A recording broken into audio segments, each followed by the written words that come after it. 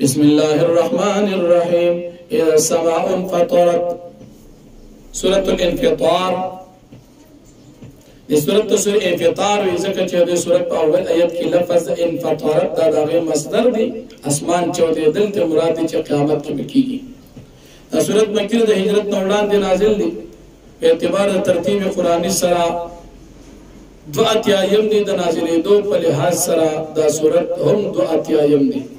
دی سورة کی یورکو نورلس آیاتو ندی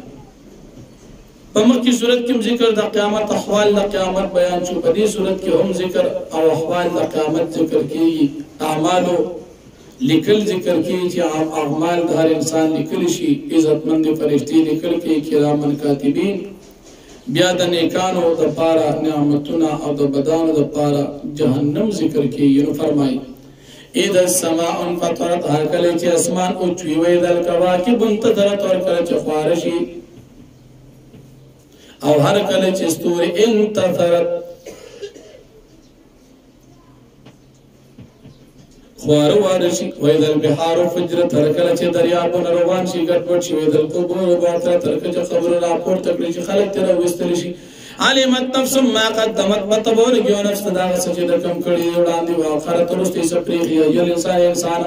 ما غرك بربك الكريم كم استغفر لك رب عزت من مبارك الذي غزات خلقك چې دې پیدا کړي پس وکړه برابر کړي په عدالت بیا مان حالت جوړ کړي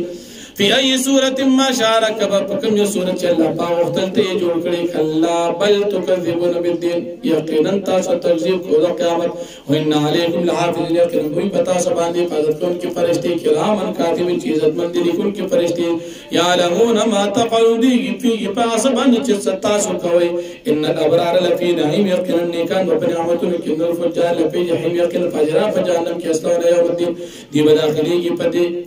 پدی جهنم کې رضا قیامت وما هم بیان وما معنا بغائبین او نیدی دا قیامت دا غائبین دن کی وما دراکا ما یوم الدین تا دا سپتر چا قیامت سید وما دراکا ما یوم الدین بیان تا دا سپتر چا قیامت رسدا دی وملا تملک نفس لنفس شیعا تا غورزا چا مالک بنوی یو نفس دبل نفس شیئن دسسی